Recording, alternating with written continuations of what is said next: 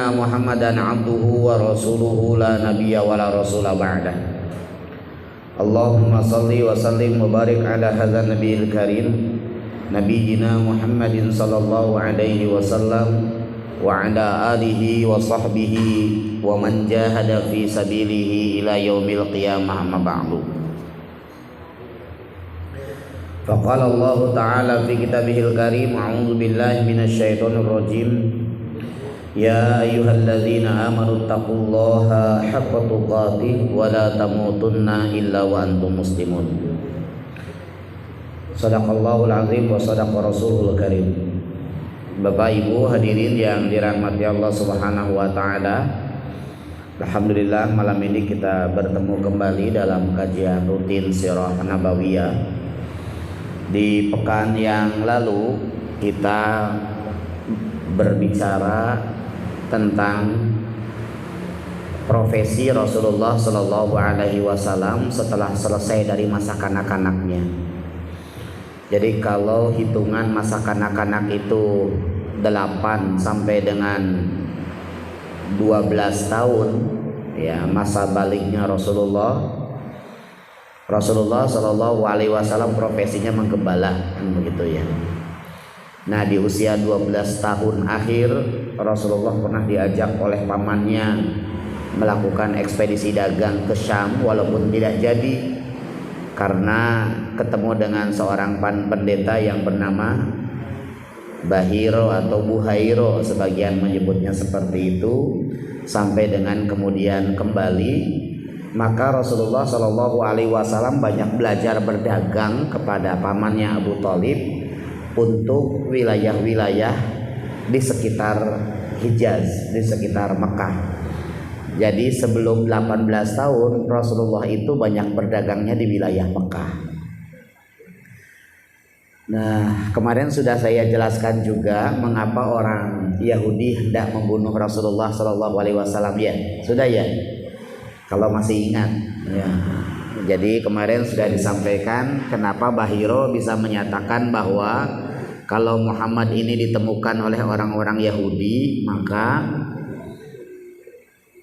Muhammad akan dibunuh, begitu, karena pada dirinya terdapat tanda-tanda kenabian. Nah pertanyaannya, kenapa Yahudi itu mau membunuh Nabi Muhammad? Nah kan begitu ya. Kemarin sudah dijelaskan cukup panjang terkait dengan sejarah Bani Israel, begitu ya. Nah hadirin yang dirahmati Allah Subhanahu wa taala, jadi dari usia 18 tahun Rasulullah Shallallahu Alaihi Wasallam berdagang, ya, di wilayah Mekah. Nah setelah 18 tahun ke atas itu baru Rasulullah Shallallahu Alaihi Wasallam melakukan ekspedisi perdagangan ke pusat dagang pada saat itu. Jadi pusat dagang pada saat itu ada di Syam dan ada di Yaman, begitu ya. Nah, kalau Syam itu pintu perdagangan dari Eropa, sedangkan Yaman itu pintu perdagangan dari timur, dari Cina. Maka diabadikan oleh Allah di dalam Al-Quran, li'ilafi Quraisyin ilafihim rihlatasyita'i wassaif. Jadi orang-orang Quraisy itu diberikan keterampilan oleh Allah Subhanahu wa taala berdagang, maka mereka selalu melakukan ekspedisi perniagaannya itu baik di musim dingin maupun di musim panas. Rihlatasyita'i wassaif. Ya, jadi musim dingin dan musim panas. Ketika musim dingin kemana, begitu ya. Ketika musim panas kemana, begitu ya. Kalau musim dingin kemungkinannya ekspedisi dagangnya ke timur untuk menjajakan dagangan-dagangan dari Syam, ya, produk-produk Eropa dibawa ke timur, begitu ya. Sehingga yang membeli orang-orang timur, orang-orang Cina, orang mana begitu.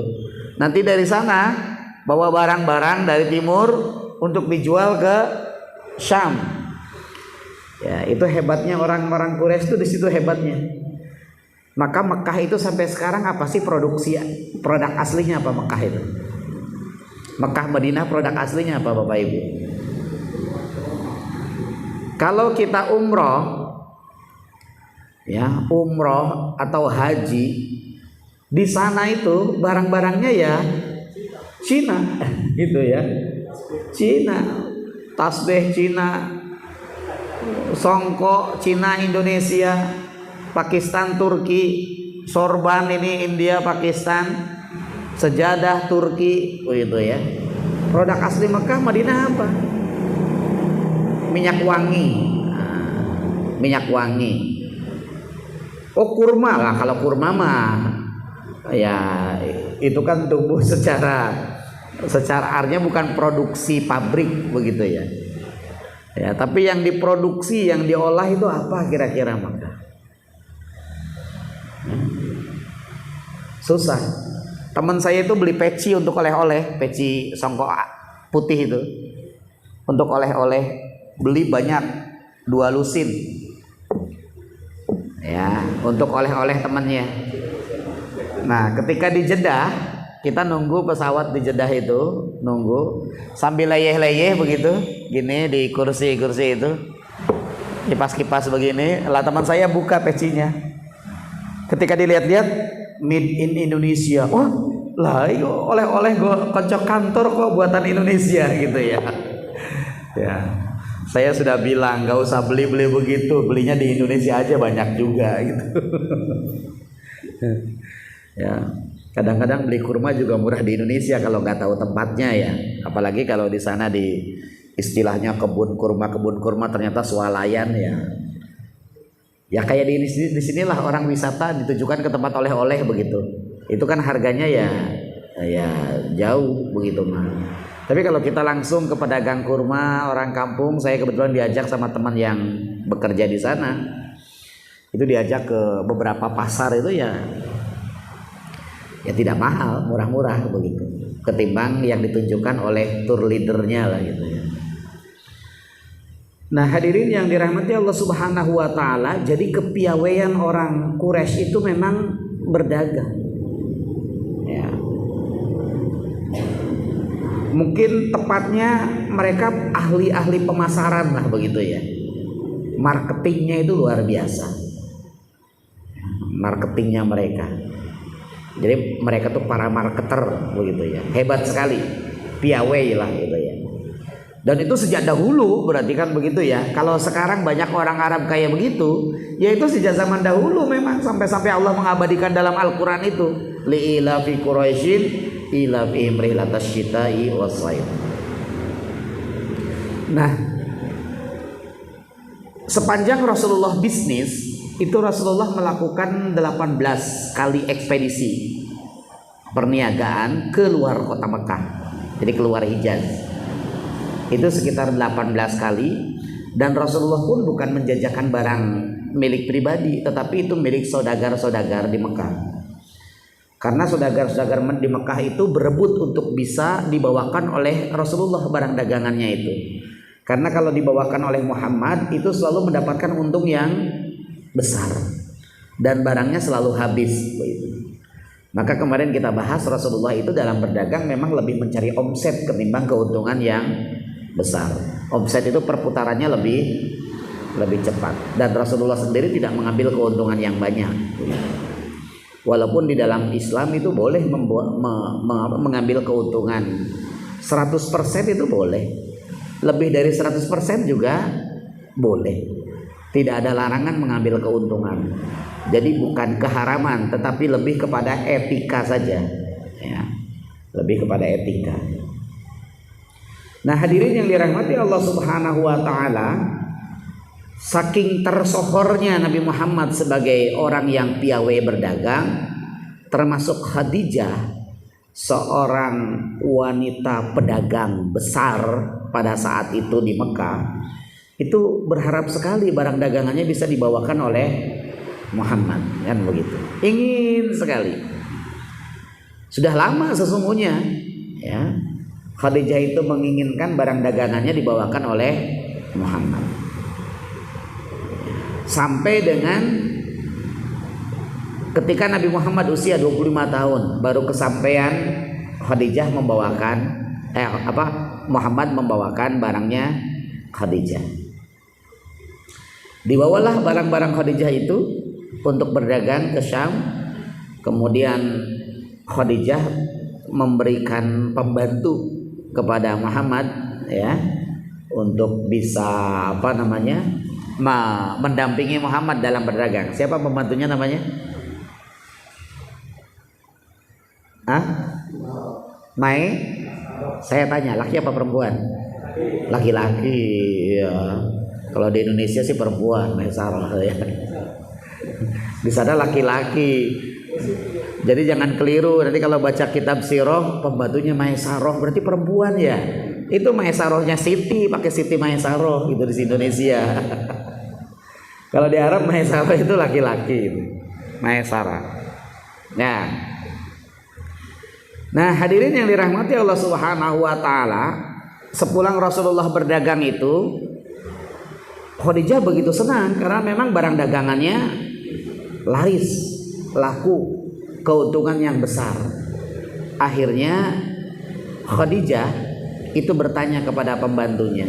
Menurut riwayat Maisarah itu ya budaknya Khadijah, begitu ya. Bertanya kepada Maisarah, enggak tanyanya kepada Nabi Muhammad langsung, tidak, tapi kepada Maisarah. Kok dagangnya bisa hebat, bisa laris begini? Maisarah bilang, Muhammad memang hebat sekali, brilian. Kalau berdagang mampu menarik konsumen dan konsumen itu senang sekali.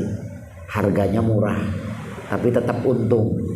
Mungkin bahasa kita mah begini, bahasa kita ya, Pak, ini modal saya 2.500, silahkan Bapak memberi keuntungan kepada saya. Kira-kira begitu. Walaupun tidak begitu-begitu amat ya. Saya termasuk yang tidak percaya kalau begitu. Kalau begitu sudah deh, saya beli 2.550 perak. Lah 50 perak itu untuk transportasi, untuk kan tidak mungkin kan begitu ya. Jadi tetap hitung-hitungan itu ada, hitung-hitungan lamanya perjalanan itu ya. Itu kan membutuhkan biaya begitu. Jadi itu tetap diperhitungkan. Jadi kalau ini dijual 2.500, maknanya asli produk ini mungkin 1.000 begitu ya. 1.500-nya itu operasional, mulai dari perjalanannya begitu, sampai kalau dihitung-hitung dikalkulasi ya 2.500 lah begitu. Nah setelah 2.500 itu tinggal minta keuntungannya kira-kira berapa. Kalaupun memberi keuntungan 100 perak kan tetap untung begitu ya. Jadi 1.500 plus 100 jadi 1.600 kira-kira berdagangannya begitu. Ya, sampai dengan kemudian Khadijah mengorek tentang Muhammad, bagaimana dalam perjalanannya selama Maisarah melakukan perjalanan dengan Muhammad. Maisarah menceritakan bagaimana keagungan kepribadian Rasulullah SAW. Ketika itu belum diangkat menjadi Nabi dan Rasul. Jadi keagungan Muhammad, kepribadiannya luar biasa, membuat Maisarah kagum gitu. Nah, mendengar cerita Maisarah yang begitu memikat kepribadian Rasulullah, muncullah keinginan dari Khadijah untuk bisa menikah dengan Muhammad. Padahal Khadijah itu sudah dilamar oleh dua konglomerat Mekah, bukan ecek-ecek loh, konglomerat ya. Menolak semuanya. Bapak-bapak, kalau ada seorang wanita kaya raya datang kepada bapak ditolak tidak? Sudah diperbolehkan untuk poligami? Nah, biasanya para istri itu memberikan 3 syarat. Dari 3 syarat itu 2 mudah, yang 1 susah. Nah, biasanya para istri itu, Mas, sampean boleh poligami, tapi 1, cari yang lebih cantik dari saya. Biasanya begitu. Gampang gak cari yang lebih cantik? Oh gampang. Yang kedua, syarat yang kedua, cari yang lebih aktif aktif dari saya, pintar memasak gitu ya, mungkin pintar cari uang, pintar mengasuh, pintar melayani. Banyak nggak yang begitu? Banyak.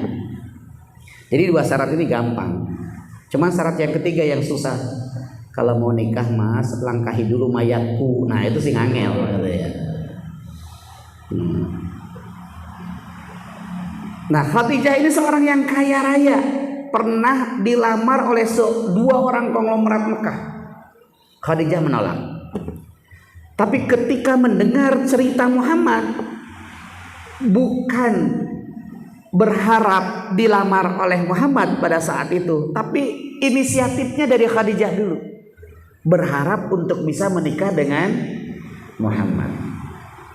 Nah hadirin, kemudian Khadijah ini bercerita kepada sahabatnya, sahabat wanitanya, ya, bercerita kepada sahabatnya, namanya, kok jadi lupa saya, bukan Aisyah, Nafisah binti Muniyah. Nah betul, ya, Nafisah binti Muniyah. Nafisah, aku dengar ceritanya tentang Muhammad dari Maisarah, kok luar biasa banget ya. Aku tertarik sekali. Tapi aku sadar diri lah, aku usianya 40 tahun, Muhammad masih 25 tahun. Kalau bahasa kita begitu ceritanya ya. Terus Nafisah bilang begini, Khadijah, jangan berkecil hati. Kamu usia 40 tahun tapi masih cantik, kaya raya. Memang cantik sekali Khadijah itu. Walaupun saya nggak tahu cantiknya segimana gitu ya. Cantik. Ya kalau dilamar oleh konglomerat kan ya cantik begitu. Nggak akan konglomerat kok melamar wanita yang ecek-ecek begitu ya. Jadi cantik. Jadi Nafisah itu nggak usah khawatir. Kamu masih cantik, kaya raya, terhormat, kata Nafisah. Tapi gimana caranya ya? Sudah, nanti aku tak datang ke pamannya Muhammad. Akhirnya Nafisah ini datang kepada pamannya Muhammad, kepada Abu Thalib, untuk bertanya mungkin tidaknya ya Muhammad bisa menikah dengan Khadijah. Bertanyalah Nafisah kepada Abu Thalib, wahai Abu Thalib, aku sahabat Khadijah. Beberapa waktu yang lalu Muhammad membawakan dagangan Khadijah disertai oleh pembantunya Maisarah. Lantas Maisarah bercerita panjang lebar tentang Muhammad. Rupa-rupanya Khadijah tertarik, ingin menjadi istri dari Muhammad, ingin diperistri oleh Muhammad. Mungkinkah? Abu Thalib bilang begini, wah, aku ya tidak tahu. Ya, aku harus bertanya dulu sama Muhammad, maukah dia untuk menikah dengan Khadijah. Nah, setelah mendapat cerita itu dari Nafisah binti Muniyah, kemudian Abu Thalib memanggil Muhammad. Muhammad, ada seorang konglomerat wanita janda, terhormat, cantik, ya, berharap bisa diperistri oleh kamu. Apakah kamu bersedia? Namanya siapa Pamanda? Khadijah. Ketika ditanya seperti itu, Nabi Muhammad berdiam sesaat dan langsung menganggukkan kepalanya. Ya, aku bersedia. Setelah itu Abu Thalib kemudian bermusyawarah dengan saudara-saudara yang lain. Ya, ada Abbas, ada Hamzah, kan begitu ya. Nah, semua sepakat setuju menikahkan Muhammad dengan Khadijah kalau paman-pamannya Muhammad itu menyetujui Khadijah sebagai istrinya, karena Khadijah ini memang keluarga terhormat, seorang wanita terhormat, bukan hanya seorang yang kaya saja, tapi beliau juga terhormat. Dan banyak lelaki Arab sesungguhnya yang berharap bisa bersama Khadijah. Ya, maka banyak yang mundur untuk melamar Khadijah, wong dua konglomerat yang sangat terhormat saja oleh Khadijah ditolak. Nah, ini ternyata Khadijah berharap dinikahi oleh Muhammad. Ya tentunya paman-paman Nabi sangat menerima, kan begitu. Sangat menerima. Nah, baik, sebelum lanjut hadirin yang dirahmati Allah Subhanahu wa taala, ada beberapa pelajaran yang harus kita petik. Yang pertama, mestinya ketika kita sudah mendengar kisah ini, ya, mindset kita ini berubah, bahwa inisiatif menikah itu dari pihak laki-laki ini harus diubah, begitu ya.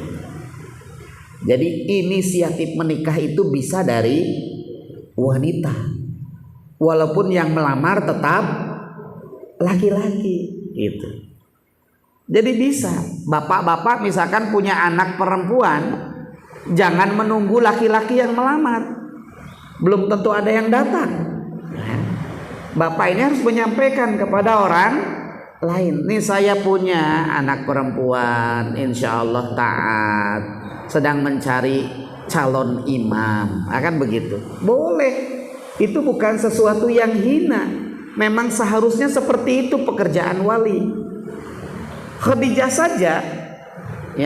saja sendiri menyampaikan kepada sahabatnya untuk minta diperistri oleh Muhammad.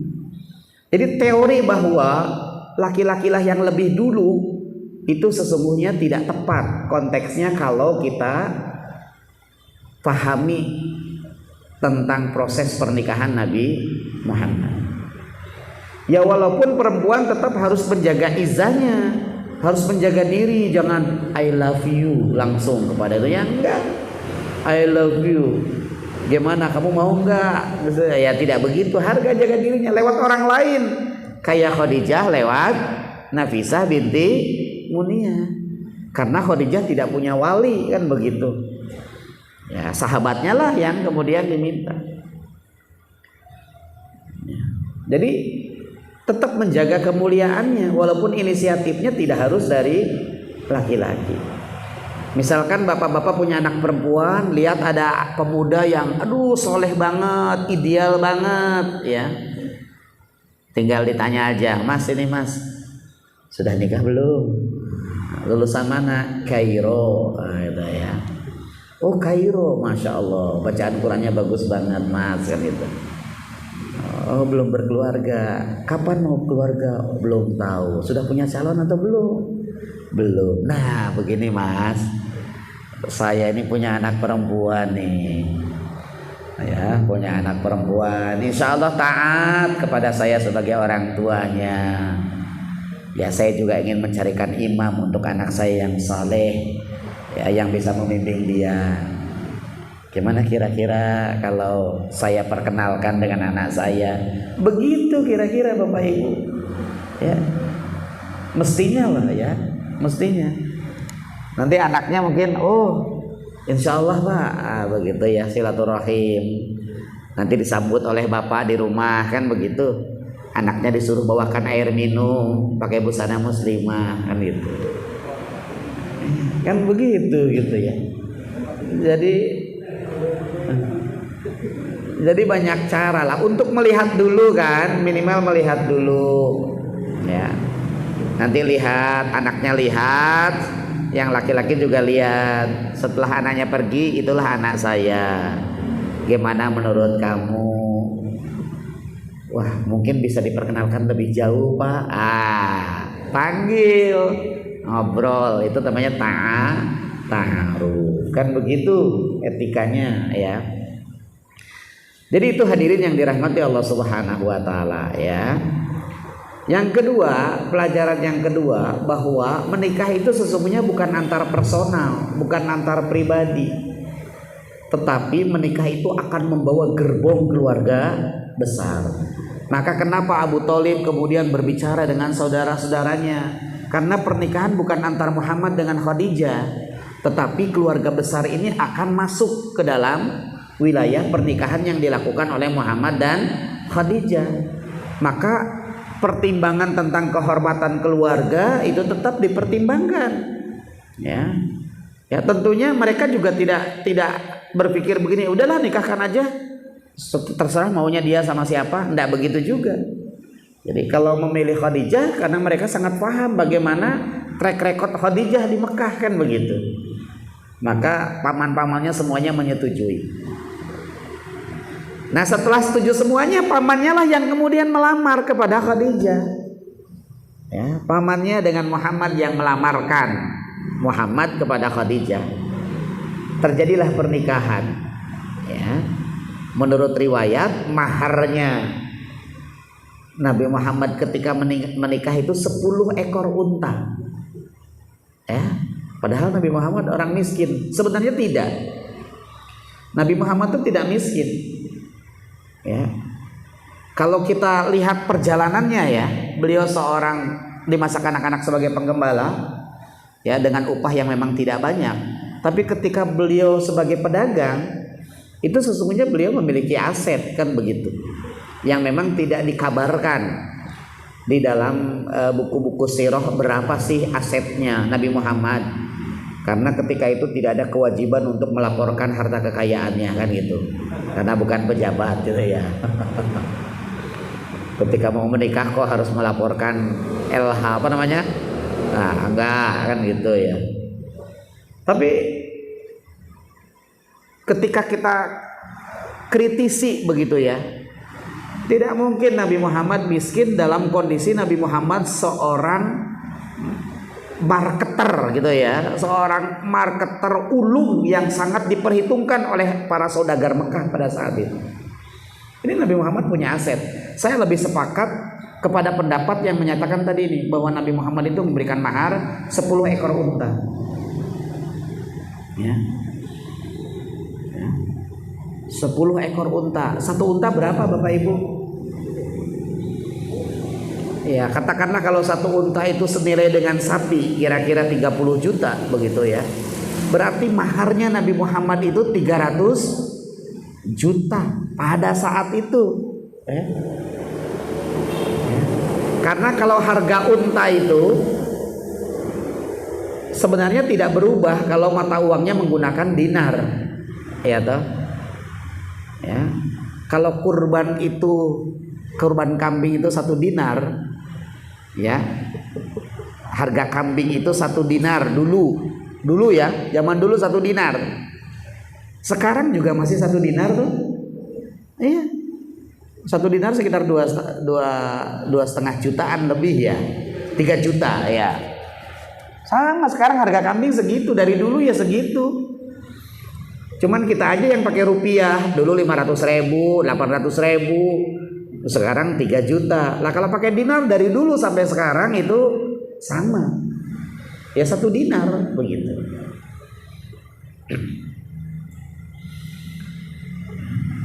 Nah, itu hadirin yang dirahmati Allah Subhanahu wa taala. Jadi dengan mahar itu terjadilah pernikahan.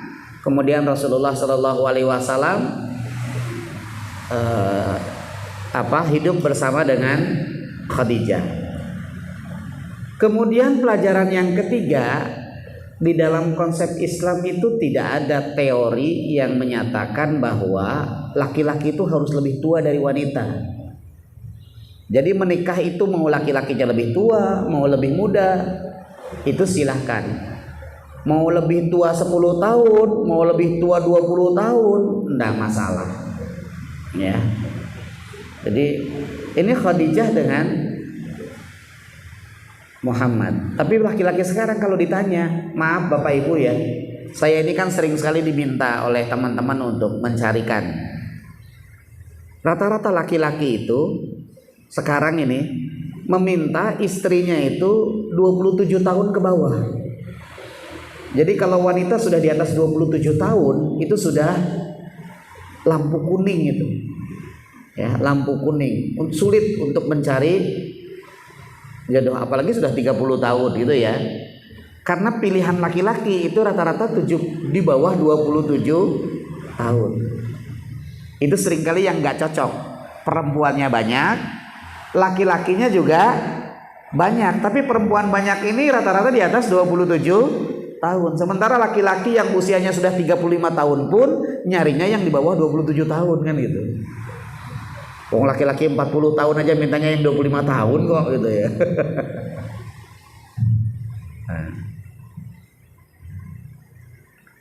Yang berikutnya pelajaran yang berikutnya ini sekaligus mendobrak teori modern terkait dengan wanita di atas 40 tahun ya, rawan kalau melahirkan kan gitu ya. Usia 35 tahun sebenarnya yang sudah dikatakan harus hati-hati gitu. Tapi Khadijah itu usia 40 tahun ya, 40 tahun. Anaknya banyak. Semua anak Rasulullah itu dari Khadijah. Istri-istri yang lain tidak punya anak, kecuali satu, Maria Qibtiyah. Itu budak konon katanya ya. Anaknya kan banyak, Ummu Kulsum, Ruqayyah, terus Zainab, Aisyah, terus Ibrahim, 7 ya. Terus yang laki-laki yang meninggal semuanya itu lupa saya, 6 apa 7 begitu. Qasim, maka Nabi Muhammad dikenal dengan Abul Qasim. Satu lagi Ahmad kalau tidak salah ya, namanya Ahmad kalau tidak salah.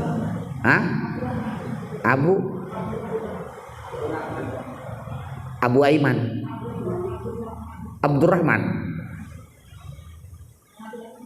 Oh mungkin ya, wallahualam, saya lupa itu.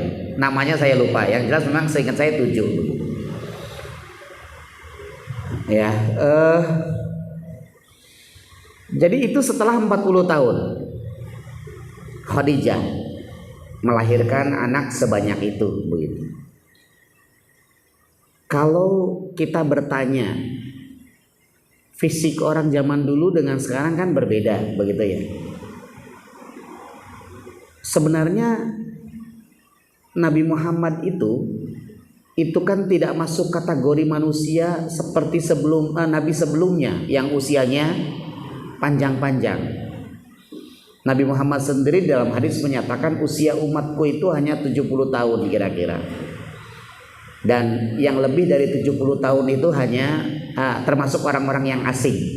Jadi kalau ada bapak-bapak yang usianya lebih dari 70 tahun itu termasuk asing gitu ya. Ya, termasuk asing di dunia kan begitu. Jadi usia 70 tahun dan sama dengan manusia sekarang. Artinya manusia sekarang ya usia hidupnya kira-kira 70 ya, yang lebih dari 70 ya jarang lah begitu ya. 80, 90 jarang sekali, yang 100 lebih jarang lagi kan begitu. Bahkan sekarang tren mati usia 40 tahun. 40, 45 ya, bukan berarti yang 70 tahun sudah lewat dari kematian, tidak gitu ya. Ya tetap sunatullahnya ya mati. Tapi orang-orang muda, orang-orang produktif sekarang banyak yang mati begitu.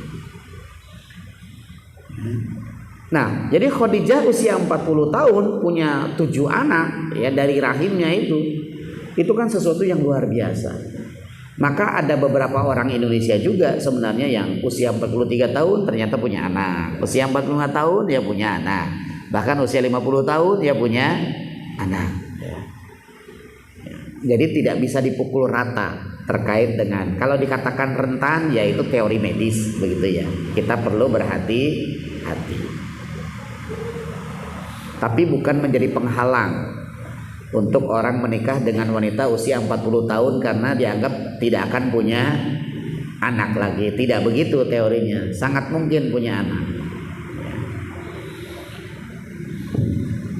Nah itu hadirin yang dirahmati Allah Subhanahu wa taala.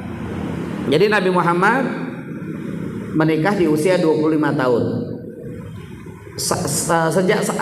Sejak menikah sampai dengan usia 40 tahun diangkat menjadi nabi dan rasul. Ya Nabi Muhammad profesinya sebagai pedagang. Kalau dulu membawa barang-barang dari orang-orang Mekah, Nah, sejak menikah dengan Khadijah, yang dibawa itu adalah barang-barangnya Khadijah. Ya, sampai dengan usia 40 tahun diangkat menjadi nabi dan rasul. Nah, kemudian ada beberapa peristiwa antara usia 25 sampai dengan 40 tahun itu. Ya, sebelum diangkat menjadi nabi dan rasul. Peristiwa yang pertama adalah di usia 35 tahun. Sebagian menyatakan usia 30 tahun. Ketika itu Mekah dilanda banjir. Lantas Ka'bah hancur. Setelah banjir surut, semua kabilah sepakat untuk merestorasi, membangun kembali Ka'bah. Dibangunlah Ka'bah. Kemudian muncul perselisihan ketika akan menempatkan Hajar Aswad. Siapa yang paling berhak meletakkan Hajar Aswad? Semua kabilah merasa bahwa merekalah yang paling berhak. Sampai dengan hampir terjadi perkelahian di antara kabilah-kabilah tersebut. Akhirnya muncullah ide, bagaimana kalau yang berhak meletakkan Hajar Aswad itu mereka yang pertama kali masuk masjid ini dari pintu Babus Salam. Ya. Dari pintu Babus Salam. Pintu Babus Salam itu sesungguhnya sesisian itu dengan rumahnya Nabi Muhammad. Ya, sesisian itu jadi sisi sebelah, kalau kanan ya rumahnya Nabi Muhammad juga sebelah kanan gitu.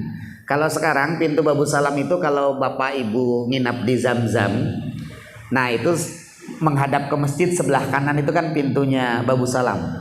Jadi masuknya agak sebelah kanan kita, walaupun bukan sebelah kanan di depan ya pintu Babus Salam itu. Biasanya kalau mau antri itu cukup banyak gitu orang-orang yang kemudian masuk di pintu itu. Pintu Babus Salam. Kalau mau ke pasar Seng gitu kalau dulu. Sekarang tidak tahu, karena kalau Mekah itu setiap tahun pasti berubah. Orang yang sekarang ke sana, besok ke sana lagi juga sudah berubah begitu. Saking pesatnya pembangunan di sekitar Mekah. Nah, hadirin yang dirahmati Allah Subhanahu wa taala, ternyata yang masuk masjid pertama kali itu adalah Nabi Muhammad. Nabi Muhammad Sallallahu Alaihi Wasallam. Kisah ini menjadi unik. Ya, keunikannya begini.